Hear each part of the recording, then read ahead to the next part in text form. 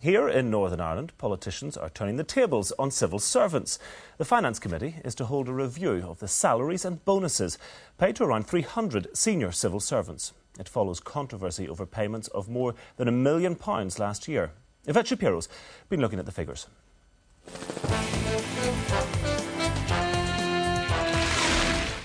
In these economically perilous times, there's safety in numbers. The numbers on the paycheck, that is.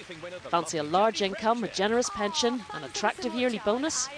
Forget the hit-and-miss world of the lottery and head for the senior ranks of the civil service. These are some of the most highly paid public servants in Northern Ireland.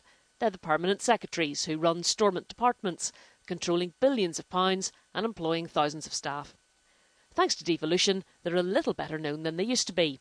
And they're accountable at both Stormont and at Westminster. It seems to me this is one of the worst cases of conflict of interest impropriety this committee has seen in a long time. Here's the Public Accounts Committee mauling Stephen Quinn of the Department of Enterprise. The Code of Public Conduct, which every accounting officer is charged with upholding. Some might say you couldn't be paid enough to face the wrath of an MP in full flow, but when your salary's amongst the highest in Northern Ireland, the pain's a little easier to bear. Most of the permanent secretaries draw salaries ranging from £95,000 up to £130,000, and that's not taking into account pensions and bonuses. The key Department of Finance pays its permanent secretary, Leo O'Reilly, up to £140,000 a year. But it's the head of the civil service, Bruce Robinson, who hits the jackpot with a salary worth up to £175,000. So personalised T-shirts? That's a good idea. The head of the Finance Committee meeting the young entrepreneurs of the future.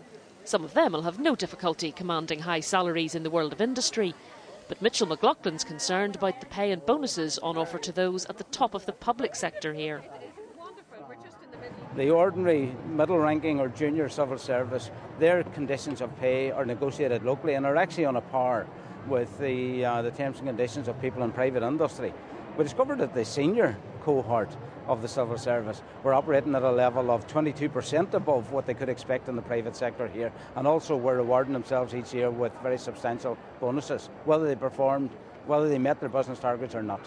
It's important to consider an overall benefits package as a cake, for example, and if you look at the cake, it's how that cake is sliced up. So you'll find that people are perhaps on higher salaries, but maybe don't have other benefits. So if you're looking to compare the private sector, it's very, very difficult to compare the two sectors. It's not even apples and pears, it's soup and nuts, really. The Public Service Union NIPSA is fighting for back pay to be restored to thousands of junior civil servants on low salaries. But at the other end of the scale, highly paid senior staff are also its members. The salaries are high, and in comparison to the vast bulk of the population in Northern Ireland, people will find it difficult to justify. But you know, from a trade union point of view, it's clear that if they reduce the salaries of the senior levels, the next people who will be asked to reduce their salaries are those lower down the system. So a reduction in the salaries at senior level doesn't mean an increase in resources for lower paid people. We're not asking individuals, but we are asking, because this is our money.